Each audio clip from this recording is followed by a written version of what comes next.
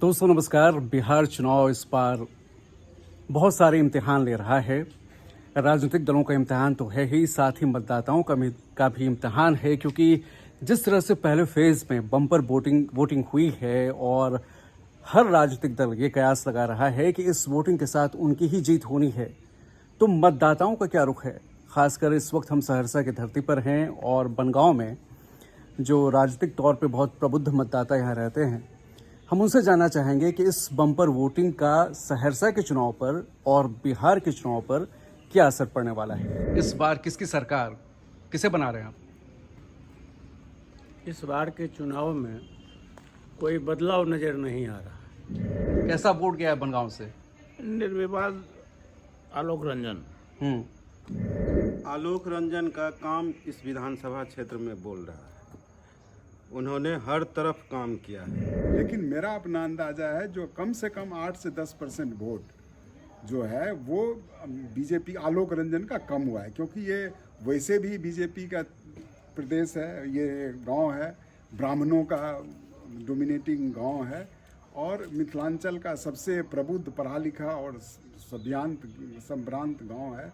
तो इसमें 100% वोट की उम्मीद थी, लेकिन मुझे लगता है जो 90% तक यहाँ वोट आलोक रंजन को मिले हैं और यदि उनको अपनी इक्वेशन सहरसा वगैरह में ठीक है तो वो पिछले बार से और जो वोट के परसेंटेज टर्नआउट जो हुए हैं वोटर्स के, उसके बेसिस पे हमें लगता है जो वो जन स्वराज जो भी उनका वोट काटे वही उनकी मार्जिन की कमी या बढ़ोतरी होगी। यहाँ core vote Bharatiya Janata party के लिए है, पहली बात। ठीक। दूसरी बात कि यहाँ जदयू का भी सपोर्ट है, तो दोनों बीजेपी को। हाँ, ठीक। इसमें कोई दो मत नहीं है।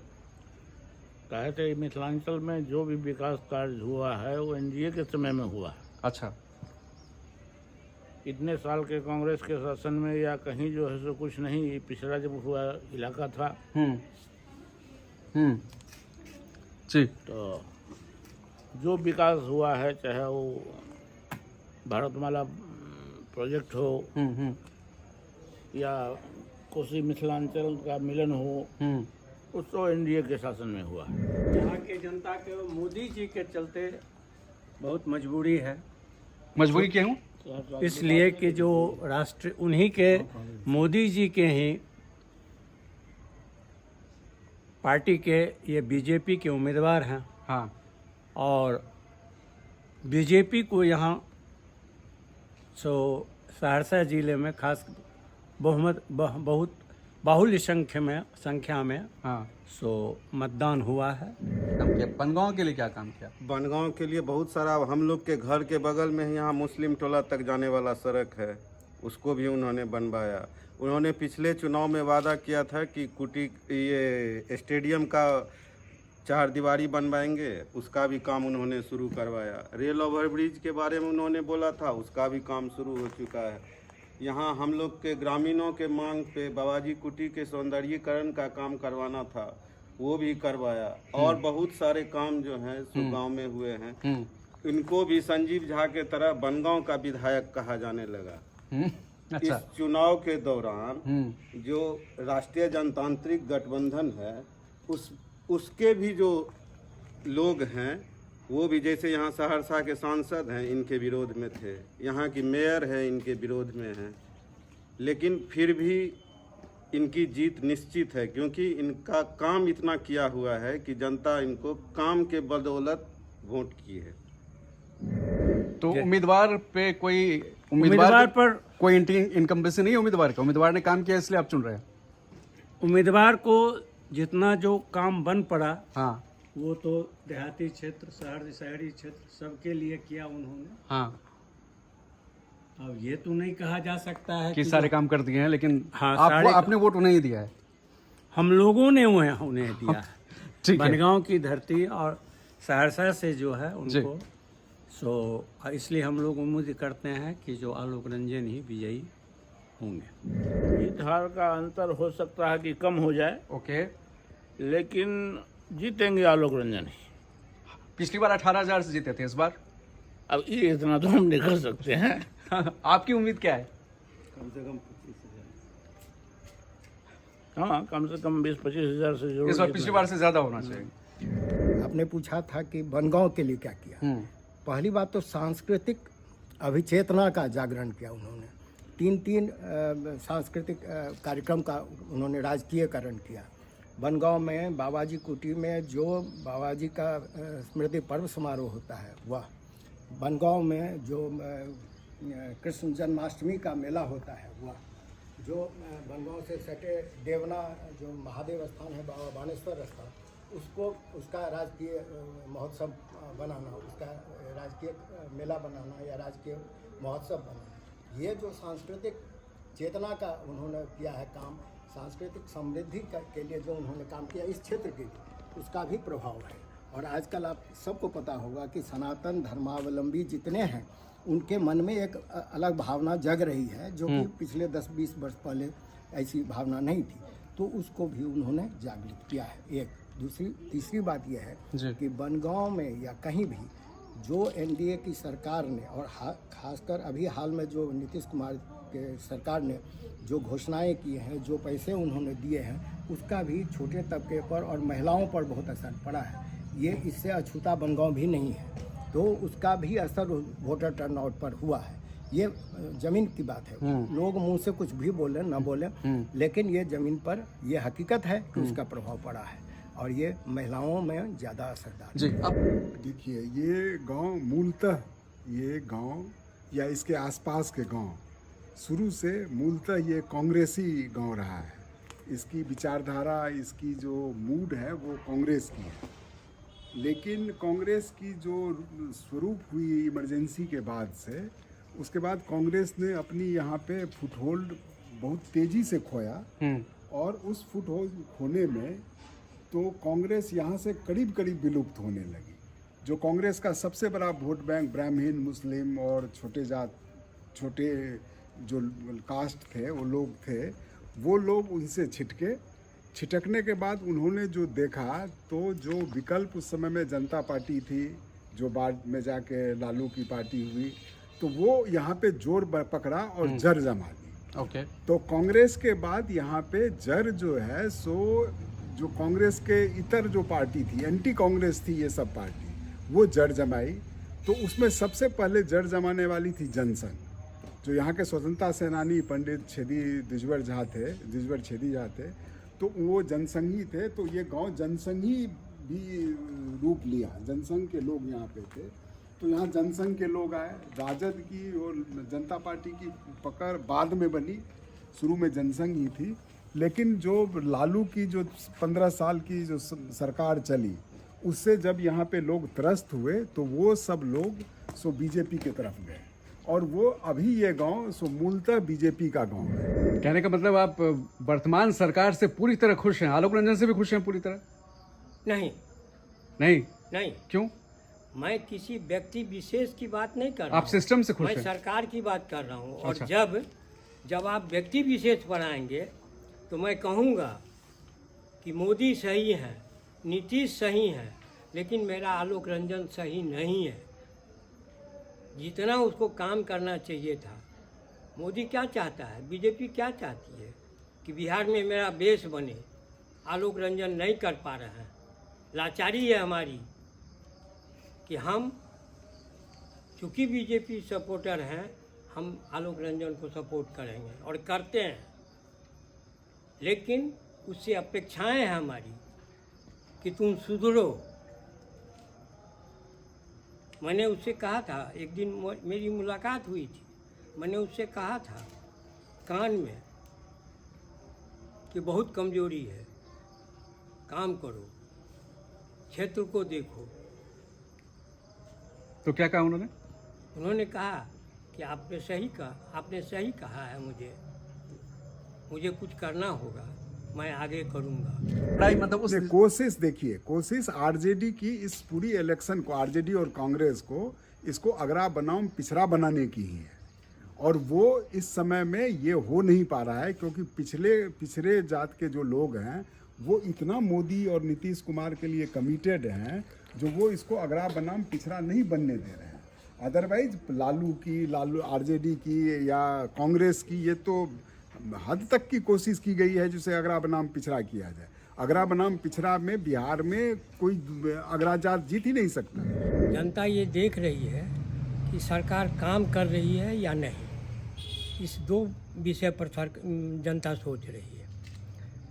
और मेरा अनुमान है कि पिछले 20 वर्षों में नीतीश सरकार ने जो काम किया है या उसमें मोदी सरकार का भी जो सहयोग है, उसके आधार पर इस बार के वोटिंग का लाभ बीजेपी को मिलेगा और नीतीश सरकार को मिलेगा। साधारणतया ये देखा गया है कि जब कभी भी ज़्यादा वोटिंग होती है तो सरकार बदलने के लिए होती जी जी, ज़्यादातर मामलों में जी।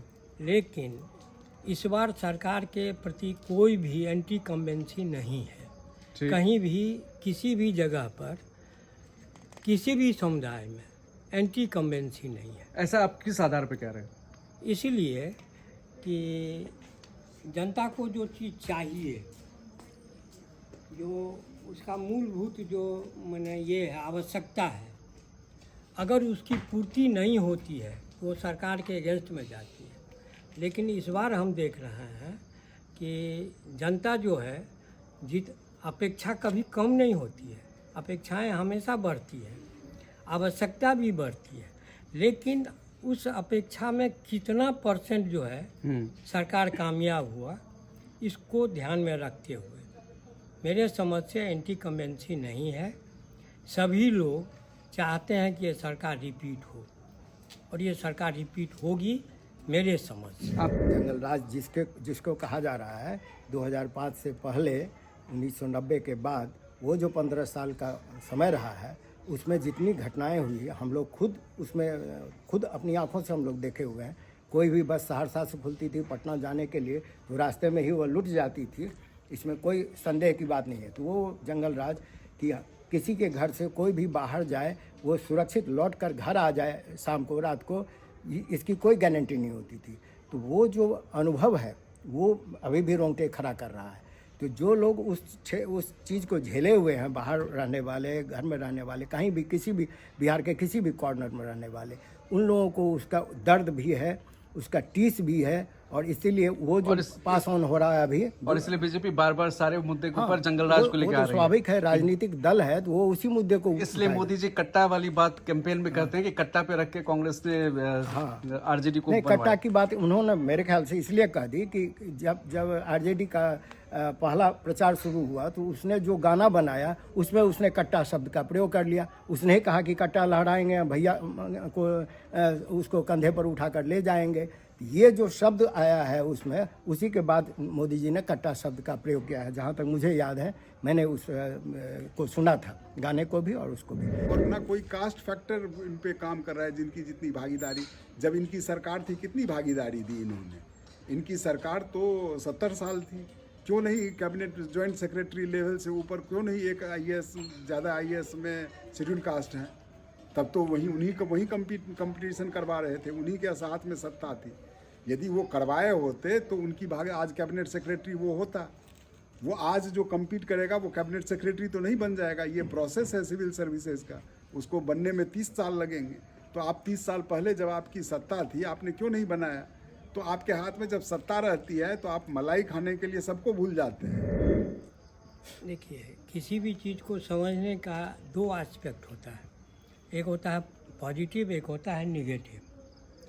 जब कभी हम कहते हैं कि बीजेपी चाहता है कि अपना चीफ मिनिस्टर हम यहाँ दें, तो ये एक नेचुरल फेनोमेना है। हर आदमी चाहता है कि हम आगे बढ़ें, और इतिहास कहता है कि जब कभी कोई बढ़ता है आगे तो किसी के गर्दन पर पैर डाल के वो माने खुद से नहीं बढ़ पाएगा, किसी को दबाना पड़ेगा। तो ये निश्चित है कि बीजेपी चाह रही है कि बिहार में मेरा एक छत्र राज हो, लेकिन हकीकत ये है कि बीजेपी अभी उस स्थिति में नहीं है कि इसको नीतीश को छोड़ के वो अपना ये बना ले। इसलिए उसकी आवश्यकता है नीतीश। और जहाँ तक नीतीश का सवाल है, उम्र सबका बढ़ता है, आज से 20 साल पहले अगर आप नीतीश को जवान के कैटेगरी में रखेंगे तो वो जवान था, लेकिन उम्र उसकी भी ढली है, कार्य क्षमता उसकी भी घटेगी।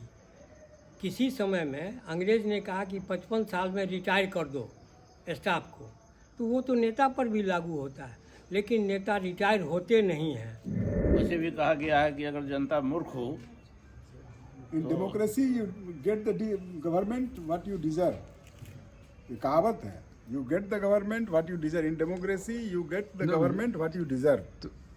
तो हम जैसे हैं, हम जब राबड़ी देवी हमारी चीफ मिनिस्टर बन गई थी तो हम उसी को डिजर्व करते थे। आज हम ये डिजर्व, बिहार की जनता अब इतनी कंसस है जो वो तेजस्वी नम्मी फेल को चीफ मिनिस्टर नहीं देखना चाहेगी। पलायन का मुद्दा कहीं से भी नहीं है, क्योंकि मैं अपना व्यक्तिगत अनुभव बता रहा हूँ। मेरी घर वापसी हुई है, मैं बाहर काम कर रहा था और मैं फाइनली बिहार वापस आया, क्योंकि बिहार की इस समय की का इंफ्रास्ट्रक्चर और बाकी चीज़ें, माहौल ऐसा हो गया है कि बाहर से अधिक अच्छा बिहार में माहौल है। मैं यहाँ गांव में कई चीज़ों में काम करने के लिए लोगों को खोज रहा हूँ, यहाँ लोग मिल नहीं रहे हैं। गांव में लेबर की समस्या है, रोज़गार, लोग कहते हैं रोज़गार मिल नहीं रहा है, यहाँ हम आदमी ढूंढ रहे हैं, हमें आदमी नहीं मिल रहा है काम करने के लिए। तो आज की स्थिति में पलायन कोई मुद्दा नहीं। हाँ, बेटर ऑप्शन जिसको जहाँ मिलता है आदमी चला जाता है। इवन आप बड़े बड़े देशों में देखते होंगे कि वो अमेरिका से यूरोप चले गए या कहीं चले गए, तो वो उस तरह का पलायन है। यहाँ कोई मजबूरी में पलायन नहीं कर रहा है, सबको घर बैठे खाना मिल रहा है, सरकार की ओर से राशन मिल रहा है, भूखे पेट कोई नहीं जा रहा है यहाँ से। हाँ, बेटर ऑप्शन जिसको जहाँ मिलेगा वो जाएगा। वो आईटी कोई लड़का होगा, आईटी इंडस्ट्री नहीं है तो बेंगलोर जाएगा। इसको आप पलायन नहीं कह सकते। मजबूरी में कोई नहीं जा रहा है, हमें लेबर नहीं मिल रहा है गाँव में काम करने के लिए, खेतों में भी और घरों में भी। तो हर घर नौकरी का मुद्दा रेजोनेट करेगा नहीं करेगा? बिल्कुल भी नहीं करेगा। तेजस्वी जी खुद 9वीं फेल हैं, तो वो कुछ भी कह सकते हैं, उनकी बात को सीरियस लेने की ज़रूरत नहीं है। इवन उन्हें खुद भी नौकरी नहीं मिलेगी, जी कम से कम 10वीं पास होना चाहिए सरकारी नौकरी के लिए। तो जो आदमी बोल रहा है उसकी खुद की नौकरी का ठिकाना नहीं है, तो दूसरे को कहाँ से मिलेगी नौकरी? हर आदमी को आप रोजगार नहीं दे सकते, और सरकारी नौकरी तो बिल्कुल ही नहीं दे सकते। ये बरगलाने की मुद्दे है। मतलब जनता भी समझती है, जनता बिल्कुल समझती है कि ये भी एक जुमला है। बिल्कुल जुमला ही नहीं है, मतलब हास्यास्पद जुमला है। यहाँ मैं बनगांव के बारे में खास करके एक चीज़ अपने तरफ से मैं ये ध्यान दिलाना चाह रहा था कि हम लोगों का परिवार राजनीतिक रूप से भी सजग परिवार रहा है। हम लोग कायस्थ हैं और कायस्थ सब दिन से बुद्धिजीवी परिवार रहा है। और हम लोगों के भी इस परिवार में अवध नारायण लाल दास गोधिया जी थे, जो कांग्रेस के झंडा बरदार थे, वो झंडा लेकर चलते थे। उन्होंने और हम लोगों के परिवार से मेरे पिताजी भी और मेरे चाचा जी भी, वो सब स्वतंत्रता सेनानी रहे हैं। किसी ने उसका कुछ लिया नहीं है, स्वतंत्रता सेनानी के रूप में कोई लाभ नहीं लिया सरकार से, लेकिन सब लोग स्वतंत्रता सेनानी रहे। इवन कि मेरे पिताजी तो मरते दम तक कांग्रेस को ही उन्होंने वोट दिया। इसके बावजूद अभी गोधिया जी के पोता थे यहाँ लाल साहब, उन्होंने उनकी भावना आपने देखी कि हम लोग क्यों बीजेपी की ओर पूरी तरह ये है, क्योंकि बीजेपी विकास कर रही है और कांग्रेस अपनी राजनीति करते करते, उतनी क्षुद्र राजनीति करते करते नीचे चली गई है, उसका कुछ कहीं दिख नहीं रहा है। तो हम लोगों ने देखा कि बनगांव में पंडित छेदी झा द्विजबर, गोधिया जी, इन जैसे लोगों ने जो काम किया है बनगांव के लिए भी, वो अभी भी हम लोगों के लिए कितने स्कूल बनाए, कॉलेज बनाए, यहाँ छोटे विद्यालय बने, क्लब घर बना, क्या क्या नहीं यहाँ बनगांव में हुआ है। तो वो सब तो हम लोगों के सामने हुआ है। हम लोगों ने खुद उसमें श्रमदान किया है, मुठिया लेते थे और उसका पैसा लेकर और हम लोग स्कूल के लिए डोनेट करते थे। ये सब गोधिया जी के सामने और उनके नेतृत्व में हुआ है। तो उस सब का योगदान है। तो हम लोग भी ऐसा नहीं कि सजग नहीं है, हम लोग भी जागरूक हैं और हर जागरूक नागरिक विकास को देखता है, विकास ही चाहता है। भले ही हम सब के समाज में जातिगत राजनीति है, लेकिन इससे अभी भी हम लोग थोड़ा सा ज़रूर ऊपर हैं कि हम लोगों के यहाँ कास्ट में या जातिगत राजनीति अभी भी नहीं है, विकास को ही हम लोग महत्व देते हैं। इसीलिए सहरसा में, बनगांव में, यहाँ जहाँ कहीं भी है तो हम लोग विकास को ही मुद्दा मानकर और उसी के आधार पर वोट देते हैं। जो काम करने वाले नेता हैं उन्हीं के साथ रहेंगे। बहुत बहुत धन्यवाद।